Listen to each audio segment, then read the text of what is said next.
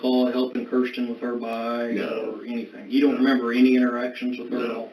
No, I know there wasn't any interactions. I didn't know. Have you ever heard of a killer actually getting away with murder? His name was Anthony Palma, a predator who kidnapped a girl from her own bedroom in the middle of the night. So, how did he get away with cold-blooded murder? What made the officers miss the obvious red flags?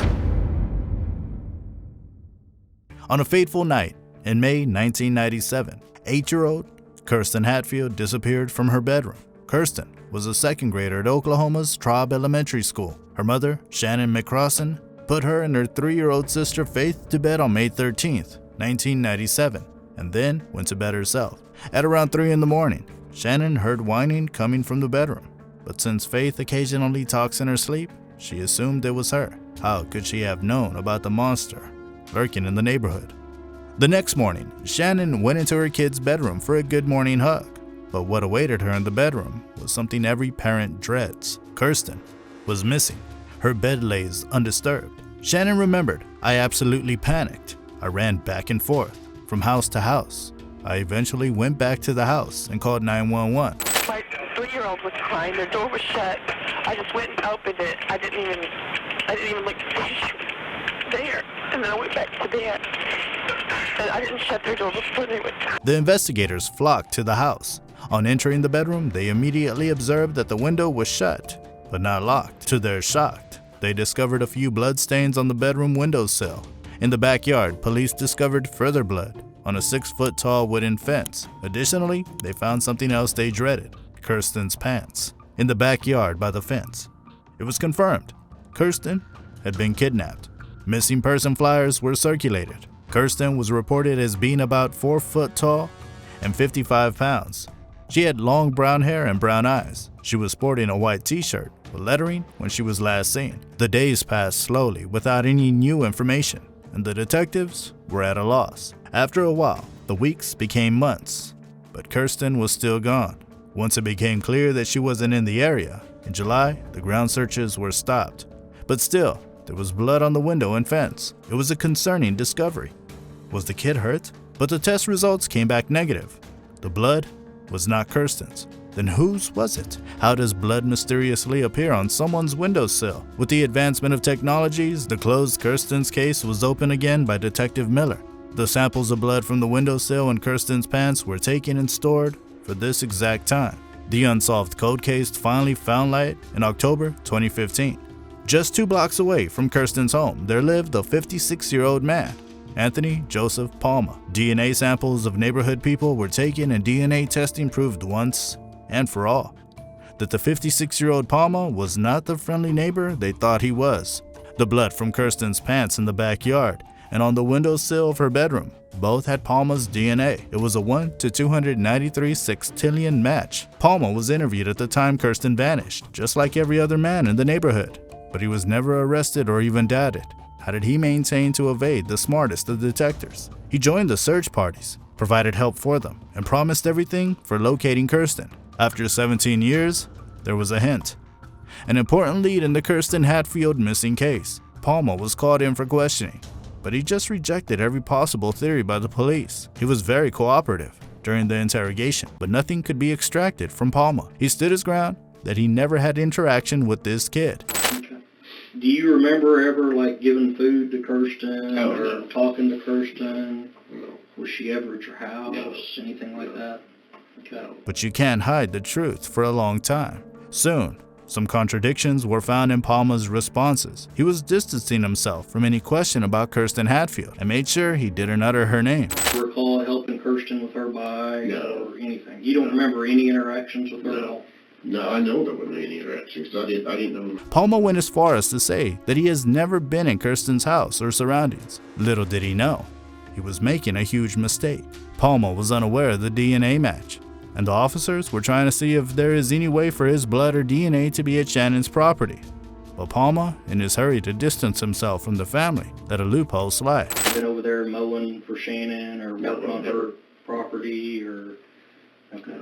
Seems like that come up. Somebody thought you might have been mowing over there or something. He even tried to portray himself as a saint to the officers. You know, I met her once afterwards. She was going up and down the street, and you know, she was still looking for her kid, and, you know, I met her once. I gave her some money so she'd have gas money so she could keep doing what she was doing. Throughout the interrogation, Palma made sure to tell over and over that he didn't know a kid named Kirsten. One of the kids that you had seen, or was there any talk in the neighborhood about her being mistreated or abused or in need? No, because like I said, I had no inkling that they even existed until after that. After Kirsten was kidnapped, he married his wife, who told the police. Tony still gets upset about the case when it's mentioned. When investigators asked why, she replied, because it happened so close to his house. But little did she know, that was the reason for this case. The detectives steered the conversation to go out of subject, so that Palma feels more at ease. The only thing that really, and that's probably getting completely off the deal, but when I left Walters, when I got in trouble with Walters, I was going out with an angel. The killer even tried to accuse the mother of the victim for the missing of her child because of the drug habit she had. That and the other, it always boils down to drugs.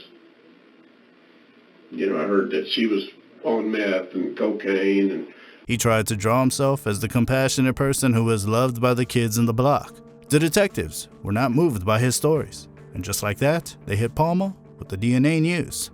But still, he refused to confess. Morning that she was discovered missing, okay? And on her window, and on the panties she'd been wearing the night before that were recovered in the backyard. No, not me, because no. Yeah, that's the truth. They gave him one more chance to confess. I mean, the worst thing you can do for yourself right now in this position is lie and not be truthful. I'm being truthful, dude. No. I don't know how, I can't explain why y'all are finding this. Well, your blood is in that backyard the morning that she's discovered missing, okay? The officers had what they wanted, and Palma was accused of killing Kirsten. So we're not going to find, and this is your opportunity, because, I mean, You ain't going to find Kirsten Hatfield in my backyard. we're on your property anyway. No, Where do I find her? I don't know. Palma was detained for Kirsten's murder, but her body was still missing.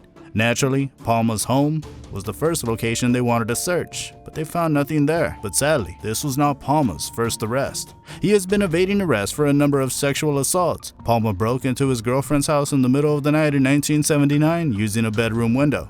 He instructed the 8-year-old sister of his girlfriend to remove her panties. However, when she refused, he rubbed her vaginal area over her panties. The following year, a year after Kirsten went missing, Palma drugged his flatmate, a 17-year-old. The woman remembered being naked in a bathtub with Palma pouring water on her. She thought Palma drugged her and then instrument raped her. The trial against Palma for the murder of Kirsten commenced in October 2017. When Kirsten and another student from her school played outside, Palma used to look at them both. According to her, he gave her the creeps. When Palma's DNA proof was disclosed, his destiny was sealed. After just over an hour of deliberation, the jury decided that he killed Kirsten.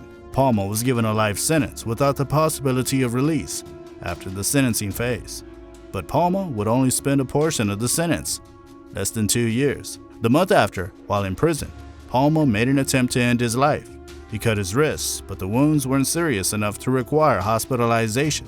After that, he was put on suicide watch. But soon, he was discovered dead in his cell at the Oklahoma State Penitentiary in January 2019. His cellmate had beat and strangled him to death. A death well deserved. The fact that a murderer remained uncaught for almost 17 years makes me feel, but not as sad as when I watched the story of Sarah Buzzard. Click that video right here.